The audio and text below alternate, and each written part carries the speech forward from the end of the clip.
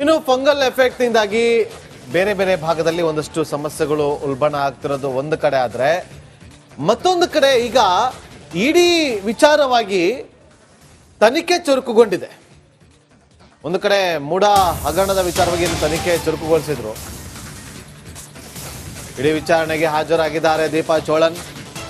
ನಗರಾಭಿವೃದ್ಧಿ ಇಲಾಖೆಯ ಕಾರ್ಯದರ್ಶಿ ಆಗಿರುವಂತಹ ದೀಪಾ ಚೋಳನ್ ಅವರು ಮೂಡ ಹಗರಣದ ಸಂಬಂಧ ವಿಚಾರಣೆಗೆ ಹಾಜರಾಗಿದ್ದಾರೆ. ನಿನ್ನೆ ನೋಟಿಸ್ ಅನ್ನು ಕೊಟ್ಟಿದ್ದಂತ ಇಡಿ ಅಧಿಕಾರಿಗಳು ಶಾಂತಿನಗರದಲ್ಲಿರುವಂತಹ ಇಡಿ ಕಚೇರಿಗೆ ಅವರು ವಿಚಾರಣೆಗೆ ಹಾಜರಾಗಿದ್ದಾರೆ. ದಾಖಲೆಗಳ ಸಮೇತ ವಿಚಾರಣೆಗೆ ಹಾಜರಾಗಿದ್ದಾರೆ. ದೀಪಾ ಚೋಳನ್ ಅವರು ವಿಚಾರಣೆಯನ್ನು ಎದುರಿಸೋದಕ್ಕೆ ಆಗಮಿಸಿದ್ದಾರೆ. IAS ಅಧಿಕಾರಿ ಶಾಂತಿನಗರದ ಇಡಿ ಕಚೇರಿಗೆ ಆಗಮಿಸಿದ್ದಾರೆ. ಕೆಲವೇ ಕ್ಷಣಗಳ ಹಿಂದೆ ಅಷ್ಟೇ ಆಗಮಿಸಿರುವಂತಹ ದೀಪಾ ಚೋಳನ್ ಮೂಡ ಹಗರಣಕ್ಕೆ ಸಂಬಂಧಪಟ್ಟಂತೆ ಇಡಿ ನಿನ್ನೆ ಅಷ್ಟೇ ನೋಟಿಸ್ ಅನ್ನು ಕೊಟ್ಟಿತ್ತು. ದೃಶ್ಯಾವಳಿಯಲ್ಲಿ ಕೂಡ ಗಮನಿಸ್ತಾ ಇದ್ದೀವಿ.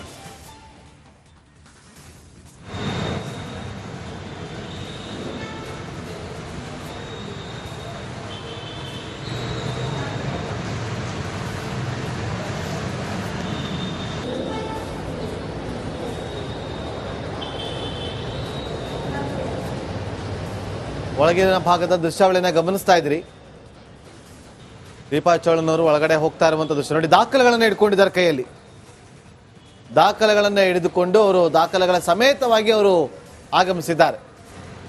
ಈಗ ಸಚಿವ ಭೈರತಿ ಸುರೇಶ್ ಅವರ ಬುಡಕ್ಕೂ ಕೂಡ ಬರುತ್ತಾ ಅನ್ನೋ ಟೆನ್ಷನ್ ಶುರುವಾಗಿದೆ ಭೈರತಿ ಸುರೇಶ್ ಅವರಿಗೆ.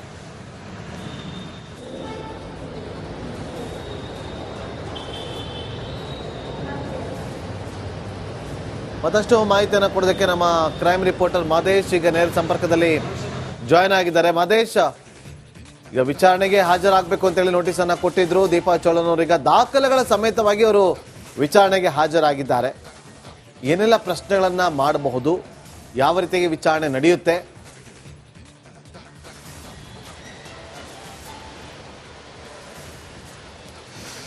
ನಾಗೇಂದ್ರ ಬಾಬು, ಈ ಒಂದು ಮೂಡ ಹಗರಣ ಪ್ರಕರಣಕ್ಕೆ ಸಂಬಂಧಪಟ್ಟಂತೆ ಇಡಿ ಅಧಿಕಾರಿಗಳು ಸ್ಟೆಪ್ ಬೈ ಸ್ಟೆಪ್ ತನಿಖೆ ಮಾಡುವಂತ ಕೆಲಸವನ್ನು ಮಾಡ್ತಿದ್ದಾರೆ.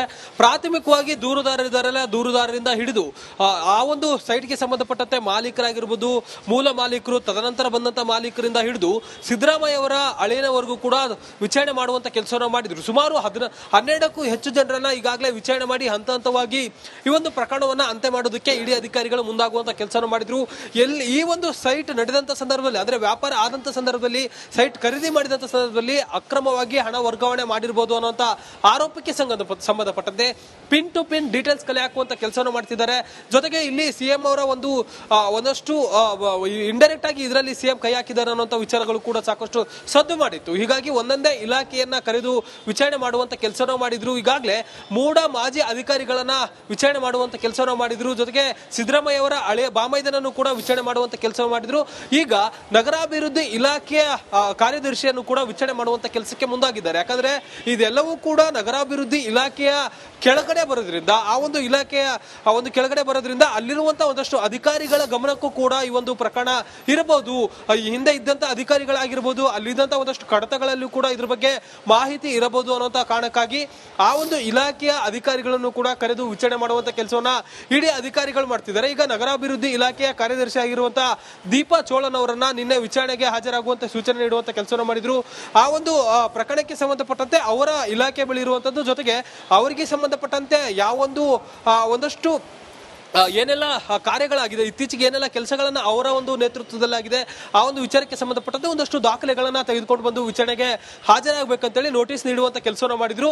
ಆ ಒಂದು ನೋಟಿಸ್ ನೀಡಿರುವಂತ ಹಿನ್ನೆಲೆಯಲ್ಲಿ ಇವತ್ತು ದಾಖಲೆಗಳ ಸಮೇತ ವಿಚಾರಣೆಗೆ ಹಾಜರಾಗುವಂತ ಕೆಲಸವನ್ನ ದೀಪಾ ಚೋಳನ್ ಅವರು ಮಾಡಿದ್ದಾರೆ. ಎಲ್ಲ ಒಂದ್ ಕಡೆ ಹಂತ ಹಂತವಾಗಿ ಮುಂದಿನ ಹಂತದಲ್ಲಿ ಈ ಒಂದು ನಗರಾಭಿವೃದ್ಧಿ ಇಲಾಖೆಯ ಸಚಿವರಾದಂತಹ ಭೈರತಿ ಸುರೇಶ್ ಅವ್ರಿಗೂ ಕೂಡ ನೋಟಿಸ್ ಕೊಡೋದಕ್ಕೆ ತಯಾರಿ ಮಾಡಬಹುದು ಅನ್ನುವಂತ ಸಾಧ್ಯತೆಗಳು ಕೂಡ ಇದೆ. ಯಾಕಂದ್ರೆ ಇಲಾಖೆಯ ಅಧಿಕಾರಿಗಳ ನಂತರ ಆ ಒಂದು ಇಲಾಖೆಗೆ ಸಂಬಂಧಪಟ್ಟಂತೆ ಸಚಿವರಿಗೆ ನೋಟಿಸ್ ಇಶ್ಯೂ ಮಾಡುವಂತ ಕೆಲಸವನ್ನ ಅಧಿಕಾರಿಗಳು ಮಾಡುವ. Okay, thank you. ಇನ್ನು ಫಂಗಲ್ ಎಫೆಕ್ಟ್ ನಿಂದಾಗಿ ಬೇರೆ ಬೇರೆ ಭಾಗದಲ್ಲಿ ಒಂದಷ್ಟು ಸಮಸ್ಯೆಗಳು ಉಲ್ಬಣ ಆಗ್ತಿರೋದು ಒಂದು ಕಡೆ ಆದ್ರೆ ಮತ್ತೊಂದು ಕಡೆ ಈಗ ಇಡಿ ವಿಚಾರವಾಗಿ ತನಿಖೆ ಚುರುಕುಗೊಂಡಿದೆ. ಒಂದು ಕಡೆ ಮೂಡ ಹಗರಣದ ವಿಚಾರವಾಗಿ ತನಿಖೆ ಚುರುಕುಗೊಳಿಸಿದ್ರು. ಇಡೀ ವಿಚಾರಣೆಗೆ ಹಾಜರಾಗಿದ್ದಾರೆ ದೀಪಾ ಚೋಳನ್. ನಗರಾಭಿವೃದ್ಧಿ ಇಲಾಖೆಯ ಕಾರ್ಯದರ್ಶಿ ಆಗಿರುವಂತಹ ದೀಪಾ ಚೋಳನ್ ಅವರು ಮೂಡ ಹಗರಣದ ಸಂಬಂಧ ವಿಚಾರಣೆಗೆ ಹಾಜರಾಗಿದ್ದಾರೆ. ನಿನ್ನೆ ನೋಟಿಸ್ ಅನ್ನು ಕೊಟ್ಟಿದ್ದಂತ ಇಡಿ ಅಧಿಕಾರಿಗಳು ಶಾಂತಿನಗರದಲ್ಲಿರುವಂತಹ ಇಡಿ ಕಚೇರಿಗೆ ಅವರು ವಿಚಾರಣೆಗೆ ಹಾಜರಾಗಿದ್ದಾರೆ. ದಾಖಲೆಗಳ ಸಮೇತ ವಿಚಾರಣೆಗೆ ಹಾಜರಾಗಿದ್ದಾರೆ. ದೀಪಾ ಚೋಳನ್ ಅವರು ವಿಚಾರಣೆಯನ್ನು ಎದುರಿಸೋದಕ್ಕೆ ಈಗ ಆಗಮಿಸಿದ್ದಾರೆ. IAS ಅಧಿಕಾರಿ ಶಾಂತಿನಗರದ ಇಡಿ ಕಚೇರಿಗೆ ಆಗಮಿಸಿದ್ದಾರೆ. ಕೆಲವೇ ಕ್ಷಣಗಳ ಹಿಂದೆ ಅಷ್ಟೇ ಆಗಮಿಸಿರುವಂತಹ ದೀಪಾ ಚೋಳನ್ ಮೂಡ ಹಗರಣಕ್ಕೆ ಸಂಬಂಧಪಟ್ಟಂತೆ ಇಡಿ ನಿನ್ನೆ ಅಷ್ಟೇ ನೋಟಿಸ್ ಅನ್ನು ಕೊಟ್ಟಿತ್ತು. ದೃಶ್ಯಾವಳಿಯಲ್ಲಿ ಕೂಡ ಗಮನಿಸ್ತಾ ಇದ್ದೀವಿ.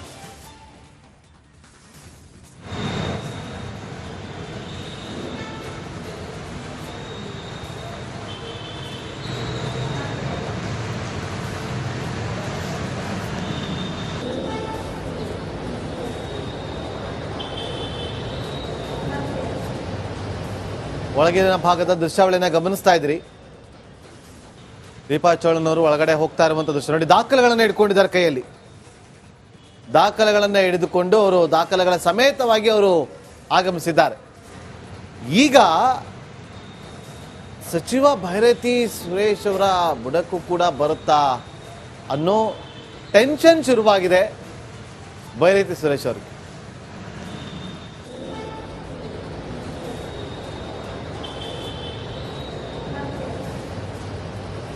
ಮತ್ತಷ್ಟು ಮಾಹಿತಿಯನ್ನು ಕೊಡೋದಕ್ಕೆ ನಮ್ಮ ಕ್ರೈಮ್ ರಿಪೋರ್ಟರ್ ಮಾದೇಶ್ ಈಗ ನೇರ ಸಂಪರ್ಕದಲ್ಲಿ ಜಾಯ್ನ್ ಆಗಿದ್ದಾರೆ. ಮಾದೇಶ್, ಈಗ ವಿಚಾರಣೆಗೆ ಹಾಜರಾಗಬೇಕು ಅಂತೇಳಿ ನೋಟಿಸ್ ಅನ್ನ ಕೊಟ್ಟಿದ್ರು ದೀಪಾ ಚೋಳನ್ ಅವರು. ಈಗ ದಾಖಲೆಗಳ ಸಮೇತವಾಗಿ ಅವರು ವಿಚಾರಣೆಗೆ ಹಾಜರಾಗಿದ್ದಾರೆ. ಏನೆಲ್ಲ ಪ್ರಶ್ನೆಗಳನ್ನ ಮಾಡಬಹುದು, ಯಾವ ರೀತಿಯಾಗಿ ವಿಚಾರಣೆ ನಡೆಯುತ್ತೆ?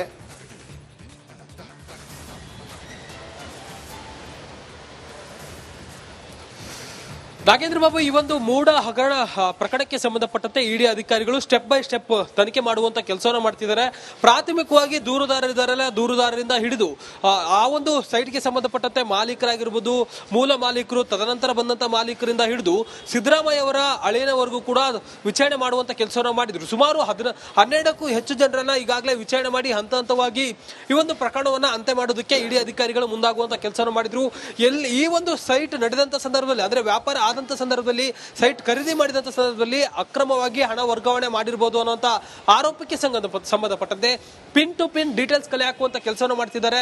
ಜೊತೆಗೆ ಇಲ್ಲಿ ಸಿಎಂ ಅವರ ಒಂದಷ್ಟು ಇಂಡೈರೆಕ್ಟ್ ಆಗಿ ಇದರಲ್ಲಿ ಸಿಎಂ ಕೈ ಹಾಕಿದ್ದಾರೆ ಅನ್ನುವಂತ ವಿಚಾರಗಳು ಕೂಡ ಸಾಕಷ್ಟು ಸದ್ದು ಮಾಡಿತ್ತು. ಹೀಗಾಗಿ ಒಂದೊಂದೇ ಇಲಾಖೆಯನ್ನ ಕರೆದು ವಿಚಾರಣೆ ಮಾಡುವಂತ ಕೆಲಸವನ್ನು ಮಾಡಿದ್ರು. ಈಗಾಗಲೇ ಮೂಡ ಮಾಜಿ ಅಧಿಕಾರಿಗಳನ್ನ ವಿಚಾರಣೆ ಮಾಡುವಂತ ಕೆಲಸವನ್ನು ಮಾಡಿದ್ರು. ಜೊತೆಗೆ ಸಿದ್ದರಾಮಯ್ಯ ಅವರ ಹಳೆಯ ಬಾಮೈದನನ್ನು ಕೂಡ ವಿಚಾರಣೆ ಮಾಡುವಂತ ಕೆಲಸ ಮಾಡಿದ್ರು. ಈಗ ನಗರಾಭಿವೃದ್ಧಿ ಇಲಾಖೆಯ ಕಾರ್ಯದರ್ಶಿಯನ್ನು ಕೂಡ ವಿಚಾರಣೆ ಮಾಡುವಂತ ಕೆಲಸಕ್ಕೆ ಮುಂದಾಗಿದ್ದಾರೆ. ಯಾಕಂದ್ರೆ ಇದೆಲ್ಲವೂ ಕೂಡ ನಗರಾಭಿವೃದ್ಧಿ ಇಲಾಖೆಯ ಕೆಳಗಡೆ ಬರೋದ್ರಿಂದ, ಆ ಒಂದು ಇಲಾಖೆಯ ಕೆಳಗಡೆ ಬರೋದ್ರಿಂದ ಅಲ್ಲಿರುವಂತಹ ಒಂದಷ್ಟು ಅಧಿಕಾರಿಗಳ ಗಮನಕ್ಕೂ ಕೂಡ ಈ ಒಂದು ಪ್ರಕರಣ ಇರಬಹುದು. ಹಿಂದೆ ಇದ್ದಂತ ಅಧಿಕಾರಿಗಳಾಗಿರ್ಬೋದು, ಅಲ್ಲಿದ್ದಂತ ಒಂದಷ್ಟು ಕಡತಗಳಲ್ಲೂ ಕೂಡ ಇದ್ರ ಬಗ್ಗೆ ಮಾಹಿತಿ ಇರಬಹುದು ಅನ್ನುವಂತ ಕಾರಣಕ್ಕಾಗಿ